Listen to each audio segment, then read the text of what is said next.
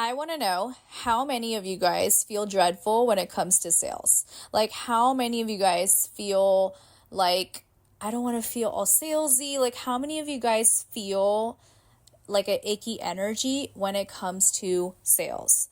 Because I have news for you guys. Sales is nothing but service. When you change the way that you look at sales, then you can change the way that you communicate with people, because at the end of the day, sales is service. Sales is really just a way of you helping people with what you have to offer. And at the end of the day, we all know that nobody likes to be sold to. We get that.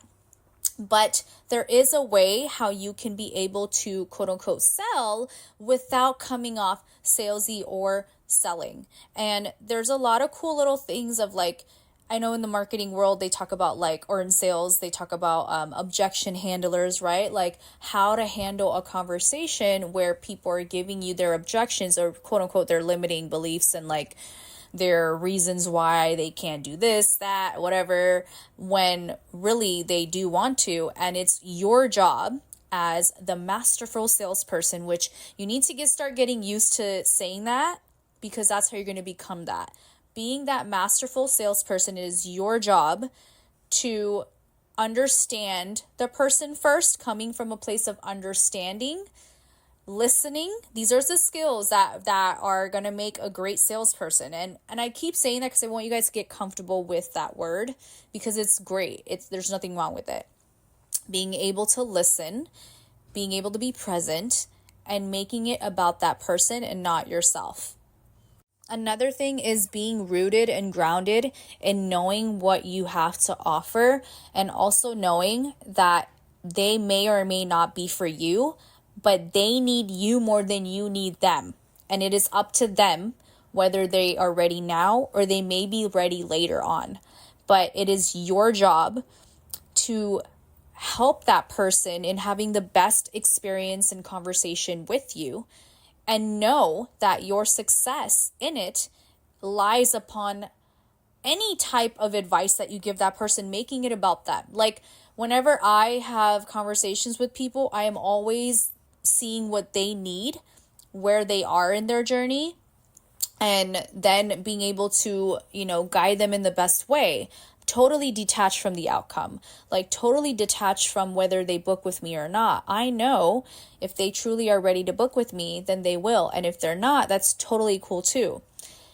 One of the biggest turnoffs that I hear in the sales world is all of these crazy questions that are super pushy, that come from a place of pushing their product on you, or selling their product, sell, sell, sell. And it's the way I do it, I love asking questions in a way that start to help people start to question themselves. Because at the end of the day, our job is to just help them figure out what the fuck they want to do and help them make a decision.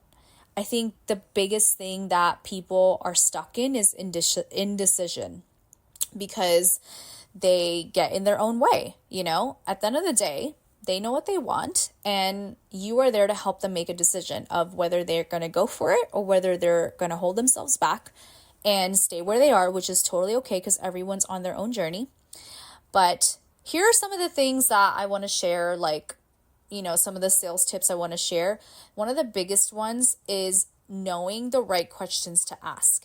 And in the very beginning, very beginning, you need to create some type of rapport, and it needs to feel genuine. It needs to be genuine. It doesn't have to be something crazy of 10 minutes and you've been talking about that person or whatever. And it's what happens to the consultation? What happens to the conversation? You do need to take lead of the conversation. What I personally like to do is I like to set the expectation from the beginning. So I do like to be hey, how are you doing? Where are you tuning in from? I'm so excited to have this conversation with you and connect with you. Great. Now let's move on to setting the expectation of the phone call. So this is something that I share, and I say I let people know hey, we're here to have a conversation about stretch marks and blah, blah, blah, whatever it is, insert your service. We're here to have this conversation about this.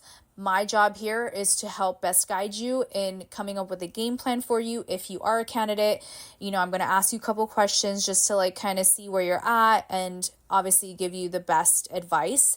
And then towards the end, if you are feeling like this is in something for you, it's an alignment for you, then you can go ahead and book as well with me on here. And that really gives that person kind of like an intention of what the phone call is going to be, but also that, hey, I can book if I want to. Like it's like kind of like respecting someone else's time as well. And it's like showing them that, because it's like, we're here to get shit done. We're not here to blah, blah, blah. You know what I mean? Hope that makes sense. But that is something that I do. And also I share a lot of like the actual questions that I share, like in my program for my students. So I do share like a lot of the questions and a lot of the objection handlers. So it kind of goes step by step, but it also goes in a way where you can kind of fluctuate and change it as you need to, because here's the thing, you're not going to be asking all the questions that you need to, but the biggest job for you is the number one question. Here's one that I'll give you guys. The number one question when it comes to understanding is letting them talk. Let them talk more than you do. And you don't need to, let them know of how great it is what you do and all of that. They just want to feel seen. They want to feel heard, and they want you to listen. And so it's your job to do that. It's honestly, sales becomes so much easier when you just let the person have like the floor and you let them talk, you let them tell you everything that they need to tell you, and that way you know how to like respond to them. So one of the biggest things I do, is just the simplest thing that I ever ask in the very beginning after I give them a little, intention spiel, is what led you here? Or how can I help you? It is the most like underrated thing. It's like the most common sense thing, but it's like the most underrated thing. But it literally like opens up the ballpark for the person to start talking. Then from there, you can go on of like, the important questions that you do need to ask, to get to know that person better. And my biggest intention is always to know what led them here, where are they at in their journey of like, are they just window shopping, or like why now, like decided to book this call, like why you reach out now, so like where they are, so that I can see how I want to continue further with them in the conversation, and then see what like how they want to feel, like anything that would make me understand why they want this and what led them here. And this is for like high ticket services, by the way, because like when it comes to like other beauty services, like obviously it's kind of like a no-brainer, but when it comes to like selling high ticket services, this is going to be key, is the value, is knowing what it is that they're looking for, and then backing that up with, I got the solution for you. We can get you there. Like giving people that reassurance, because when you're selling high ticket prices like that, they need to see the value, and they need to see why this is it for them. They need to see why this is going to help them in getting to where they want to be. Now, money is always going to come up. I've had people that were like, what I thought was a lot, especially in the very beginning, because when I first started, I was like charging $500, and then I was bumping up my price like every 2 weeks or 3 weeks, just because I wanted to play around with it and see how far I could go. And I'm so glad I did that. But it's because now I quote like minimum $1,000. And it's interesting to see how some people, money is relative to so many people, because for some people $1,000 is like nothing, but for other people $1,000 is like, oh my God, so being able to like, your relationship with money is going to be a big one with this, because it's going to reflect in how people take it. Because if you don't think $1,000 that much and it's great, then others won't either. So it's like there's going to be an aspect to that when it comes to sales, but you have to be able to have people question themselves when they're giving you a money objection of like, well, you've tried all of this stuff and it hasn't worked out for you. So where like you've always had money. There's another thing I like to do too, is like, well, has there ever been a time that you wanted to buy something and, you had the money for it, but you didn't, right?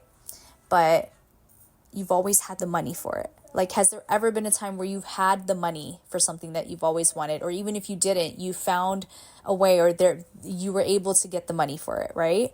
And so it's like, that really helps people see that there's always money available. Money's always circulating, which it really is. Like, there's never ever a way where you're not gonna make money again, or you're not going to have money again. So it really empowers people to just take the first step and the leap of faith and really invest in themselves and see the value in investing in themselves, because the best investment you can ever make is in yourself. Let's be real about that. So I hope that helps. Like, there's a lot that goes into this, and I really like to go deeper with my students with this, and like even in my live Q&As, because it's a flow when it comes to sales, but you get better at it as you practice. And especially when it comes to high ticket services, it's not about the dollar amount. It's about how you feel about it. And it's about your ability to effectively speak with your clients or ideal clients in a way that just like lets them be seen, lets them, like, they should feel safe around you. They should feel like they can trust you. And so all of that, honestly, it's so easy, because it's like, if you're genuine, but you also know how to take the lead, and you're asking the right questions, then the rest just kind of works itself out. I hope that was helpful, guys. Stay tuned for the next episode, because I'm going to be sharing the 3 must-haves to boost your sales.